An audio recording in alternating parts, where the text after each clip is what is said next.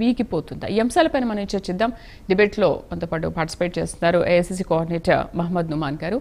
మరి కాసేపట్లో మిగతా గెస్టులు కూడా మనతో పాటు జాయిన్ అవుతారు. నమస్తే నుమాన్ గారు.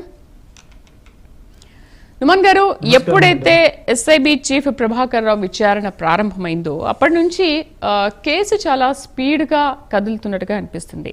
అసలు మీ వ్యూహం ఏంటి? ఏం చేయబోతున్నారు? Very good evening to you madam, as well as all the viewers ఎవరైతే చూస్తున్నారో. వారు మేము ఫోన్ ట్యాపింగ్ గురించి అధికారంలో రాకముందు పిసిసి అధ్యక్షుడిగా ఉన్నటువంటి ఆనాడు రేవంత్ రెడ్డి గారు క్లియర్ గా కేటగారికల్ గా పలుమార్లు చెప్పినారు మా ఫోన్లు ట్యాప్ అవుతున్నాయని చెప్పేసి. ఆనాడు డీజీపీకి కూడా చాలా సార్లు కంప్లైంట్ కూడా చేసినారు ఇలా జరుగుతుంది అని చెప్పేసి. కానీ అప్పుడు వాటికి వార్నింగ్ కూడా ఇచ్చినారు, మేము ఇంకో 4 నెలల్లో 5 నెలల్లో 6 నెలల్లో అధికారంలో రాబోతున్నాము, ఎంక్వైరీ చేస్తాము, ఇది మీరు చేస్తున్నారు, ఇది మంచి పద్ధతి కాదు, దీనిని ఆపండి అని చెప్పేసి. ఫోన్ ట్యాపింగ్ అసలు దేన్ని అంటారు? ఫోన్ ట్యాపింగ్ అనేది ఒకరు ఇద్దరు మాట్లాడుకునేటప్పుడు సంభాషణ చేసేటప్పుడు అనైతికంగా ఇల్లీగల్ గా వారి యొక్క కాన్వర్సేషన్ ని వినడమే ఫోన్ ట్యాపింగ్. ఆ ఫోన్ ట్యాపింగ్ ఎప్పుడు చేయొచ్చు? ఇండియన్ కాన్స్టిట్యూషన్ ప్రకారం మనకి ఇండియన్ టెలిగ్రాఫిక్ యాక్ట్ 1885 ప్రకారం సెక్షన్ 5(2) ప్రకారం ఒక ప్రొసీజర్ ఉంది. ఒకవేళ దేశ భద్రతకి ఒకవేళ ముప్పు వాటిల్లిందని చెప్పేసి వారు భావిస్తే వారు home secretary, central union home సెక్రటరీకి ఇక్కడి నుంచి లేఖ రాయాలి స్టేట్ గవర్నమెంట్. రాసిన తర్వాత వారి దగ్గర నుంచి అప్రూవల్ తీసుకోవాలా రిటర్న్ గా. వాళ్ళు ఒక కాల పరిమితితో వారు ఒక అనుమతి ఇస్తారు, ఈ టైం నుంచి ఈ టైం వరకు ఈ యొక్క ఫోన్ నెంబర్లు ABCD ఈ నెంబర్లను మాత్రమే మీరు వినొచ్చు అని చెప్పేసి. ఆ యొక్క అప్రూవల్ తీసుకున్న తర్వాతనే వారి యొక్క కన్వర్సేషన్ వినొచ్చు. కానీ వీరు వారికి సెంట్రల్ గవర్నమెంట్ కి చెప్పాలా, వారి యొక్క ప్రిలిమినరీ ఎవిడెన్స్ చూపించాలా, ప్రైమా ఫేసి చూపించాలా, దేశ భద్రతకి ముప్పు ఉందని చెప్పేసి. నక్సలైట్లు కావచ్చు, టెర్రరిస్టులు కావచ్చు, అసాంఘిక శక్తులు కావచ్చు, మరొకటి కావచ్చు చేయొచ్చు. అటువంటి నేరం ఉందని చెప్పేసి ప్రైమా ఫేసి ఉంటే మాత్రమే మీరు, అది కూడా వారి యొక్క పర్మిషన్ నుమాన్ గారు, ఎలక్షన్ కి ముందు మీరు పదే విషయం గురించి చెప్పారు. అప్పటి టీపీసీసీ ప్రెసిడెంట్ రేవంత్ రెడ్డి కూడా ఫోన్ ట్యాపింగ్ జరుగుతుందనే విషయాన్ని ఇప్పుడు మీరు కూడా స్పష్టం చేశారు.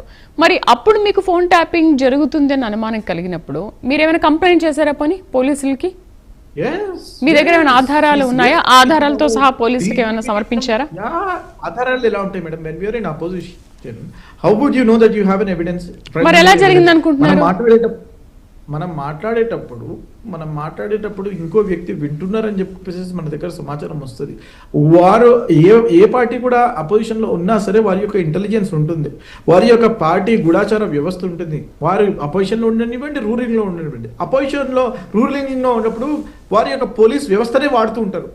అపోజిషన్ లో ఉన్నప్పుడు వారి యొక్క కార్యకర్తలు కానివ్వండి, వారి యొక్క క్లోజ్ పీపుల్ కానివ్వండి, వారు చెప్తూ ఉంటారు. దాని ద్వారా మాకు వస్తుంది. ఆ వ్యవస్థలో ఉన్నటువంటి కొందరు ఆఫీసర్లే చెప్పింది, నేను చెప్పారు. కానీ మీ దగ్గర సరైన ప్రూఫ్స్ ఏమీ లేవు.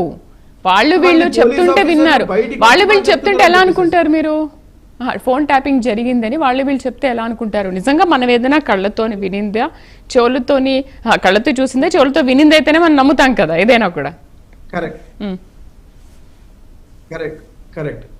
లా అనేది ఎప్పుడైనా సరే ఎవిడెన్స్ బేస్డ్ పోతుంది, ఫ్యాక్ట్ బేస్డ్ మీద పోతుంది. ఎవరో ఏదో చెప్పారని చెప్పేసి హైపోథసిస్ మీదనో లేకపోతే అపోహల మీదనో దీని మీద ఎప్పుడు పోదు, పెర్సెప్షన్ మీదనో పోదు.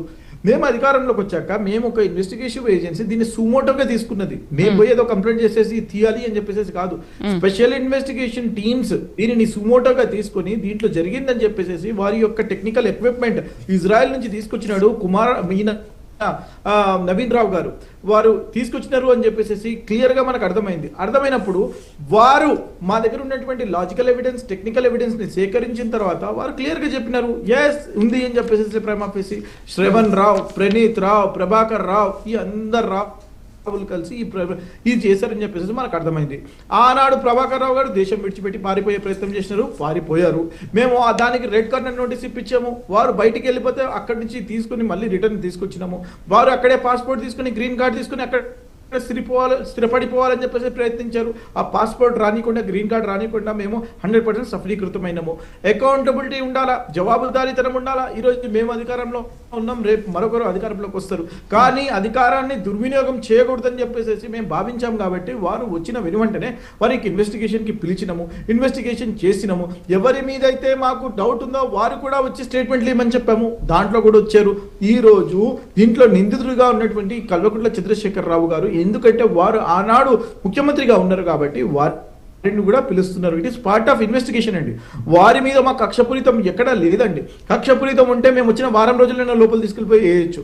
అది కాదండి. ఏనాడు కూడా మేము మీరిన అధికారాలను వాడట్లేదండి.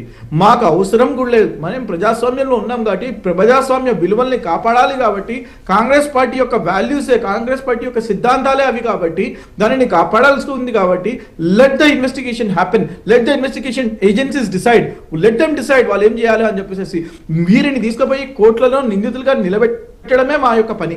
అవును, వీరు నిజంగానే చేస్తారని చెప్పేసి నేను మీ ద్వారా తెలియజేస్తున్నా మేడం. ఒక్కసారి రైట్ టు ప్రైవసీ అనేది ఒక fundamental right madam. Article 21 I'm talking about. పుట్టు స్వామి వర్సెస్ యూనియన్ ఆఫ్ ఇండియా గురించి 2017 కేసు గురించి నేను మాట్లాడుతున్నాను. దానిని సుప్రీంకోర్టు యొక్క జడ్జిమెంట్ ఏముంది మేడం? ఎవరికైనా సరే సంభాషణ మీరు కావాలని చెప్పేసి వింటే అది ఒక నేరం అని చెప్పేసి, అది ఒక క్రైమ్ అని చెప్పేసి క్లియర్గా సుప్రీంకోర్టు జడ్జిమెంట్ ఉంది. ఇది రైట్ టు ప్రైవసీ కాదా? ఒక మంత్రి వారి మంత్రి యొక్క వైఫ్ సంభాషణ వినడానికి వాడతారా ఎవరైనా సరే చెప్పండి? ఆ సొంత అల్లుడు ఫోన్ కన్వర్సేషన్ విన్నారండి. అనిల్ గురించి నేను మాట్లాడుతున్నాను. నేను మా యొక్క ముఖ్యమంత్రి, ఆనాడు ముఖ్యమంత్రి గారు ఉన్నటువంటి ఆనాడు పిసిసి చీఫ్ గా ఉన్నటువంటి రేవంత్ రెడ్డి గారి బ్రదర్స్ యొక్క ఫోన్లు, ఒక బ్రదర్ ఇంకో బ్రదర్తో ఏం మాట్లాడుతున్నారని చెప్పేసి వాళ్ళు విన్నారండి. వారి యొక్క స్పౌసెస్, అరే వైఫ్ ల జోలికి కూడా వెళ్తారా మేడం? ఇది ఇంత అన్యాయం ఉంటుందా? హీరోయిన్లు వదలలేదు, బిజినెస్ మ్యాన్ని వదలలేదు, హవాలా వాళ్ళని వదలలేదు, పొలిటీషియన్ని వదలలేదు, పొలిటికల్ సర్వేలెన్స్ చేసి పెట్టిన రాష్ట్రం మొత్తాన్ని. మీకు గుర్తుంటే ఆనాడు ఉప ఎన్నికలు జరిగినప్పుడు డబ్బులు ఎక్కడి నుంచి ఎక్కడ పోతున్నాయని చెప్పేసి చాలా క్రియాశీలంగా వారికి తెలిసేది, వాళ్ళు పోయి అక్కడ పట్టుకునే వాళ్ళు. ఆనాడు బిజినెస్ మెన్ల దగ్గర ఈ రకంగానే చేసినారు. అరే హీరోయిన్ల సంభాషణలు ఏమింటారు మేడం? హీరోయిన్ల దగ్గర ఏముంటుంది చెప్పండి? ఇదే మీ సైకోయిజం నాకు అర్థం కాదు. అరే వారి యొక్క కన్వర్సేషన్లు విని ఏం చేస్తారు చెప్పండి? అంటే ఒక మంత్రి చెప్తున్నా నేను, ఒక మంత్రి వారి యొక్క వైఫ్ కన్వర్సేషన్ కూడా వినమని చెప్పారు. ఇదా చేసేది? అరే మీకు అధికారం ఇచ్చింది దేని గురించి ఇచ్చిండ్రు? తెలంగాణ గురించి బాగు చేయండి అని చెప్పేసి మీకు అధికారం ఇచ్చింది, తెలంగాణకి వెలగబట్టమని చెప్పేసి మీకు అధికారం ఇచ్చింది. అది కాదు కదా మీరు చేస్తున్నటువంటి అన్యాయాలు, అక్రమాలు. ఈ రకంగా కోర్టు చెప్తున్నా నేను, 100 కోట్లు చెప్తున్నా నేను. I'm not talking about simple ఏదో వాళ్ళు విని సాడిజం లాగా ఎంజాయ్ చేస్తారని నేను చెప్పడం లేదు. 100 కోట్లు వాళ్ళు దీంట్లో కలెక్ట్ చేసుకున్నారు. ఎవరి దగ్గర ఎక్కడెక్కడ డబ్బులు కలెక్ట్ చేసినారో మా దగ్గర మొత్తం సమాచారం ఉంది. నేను అందుకని చాలా కేటగిరికల్గా చెప్తున్నాను, వీరు దీంట్లో ఫ్రేమ్ అయిపోయినారు. మీరు కేంద్రంలో ఇప్పుడు I think BJP leader he's also join. మేము కేంద్రానికి లేఖ రాసి అడిగినాము. వాస్తవానికి వీరు ఏమైనా ఫోన్ ట్యాపింగ్ కోసం వీరు ఇక్కడ వినాలి అని చెప్పేసి ఇంటెలిజెన్స్ ఏజెన్సీ తెలంగాణ నుంచి మీకు ఏమైనా లెటర్ రాసిండ్రా? హోమ్ డిపార్ట్మెంట్ మీకు సెంట్రల్ హోమ్ సెక్రటరీకి ఏమైనా లెటర్ రాసిండ్రా అంటే వాళ్ళు మాకు రిప్లై ఇచ్చారు. ఎప్పుడు ఎక్కడ ఏమి 10 సంవత్సరాల్లో అడగలేదని. మరి జవాబు చెప్పాల్సింది వారే కదా. అంటే వాళ్ళు చెప్పారు కాబట్టి వారు చెప్పారు కాబట్టి మాకేమి లెటర్ రాలేదని చెప్పేసి అంటే ఇక్కడ జరిగిందన్నట్టే కదా. అంటే వీరు ఎందుకు పారిపోతారు చెప్పండి? ఎవరైతే దొంగలు ఉన్నారో వాళ్ళు పారిపోయే ప్రయత్నం చేస్తారు కదా. కానీ అది కాదు మాకు కావాల్సింది. మాకు అకౌంటబిలిటీ కావాలా? వీరు చేసినటువంటి అన్యాయములు రేపొద్దున రాబోయే కాలంలో మరొకరు చేయకూడదు. కాబట్టి వీరి మీద శిక్ష పడాలా, చట్టానికి అనుగుణంగా శిక్ష పడాలా. వీరిని అనైతికంగానో మరో రకంగానో తీసుకుపోయి లోపలేసేసి వాళ్ళు బెయిల్ రాకుండా మరో రాకుండా ఆ సాడిజం మాకు అవసరం లేదు, మేము చెయ్యం కూడా. నేను ఇంకొకటి మీరు ఇంట్రడక్షన్లో కూడా చెప్పారు, గొర్రెల స్కామ్ ఏమైంది, కాళేశ్వరం స్కామ్ ఏమైంది, F1 స్కామ్ ఏమైంది అని చెప్పేసి. ఎస్, ప్రతి ఒక్క స్కామ్ లెక్క తీస్తాం. ప్రతి ఒక్క స్కామ్ లెక్క తీసిన తర్వాతనే వీరిని బెడ్ తీసి లోపలికి వేస్తాం. దాంట్లో ఎక్కడ కాంప్రమైజ్ ఉండదు.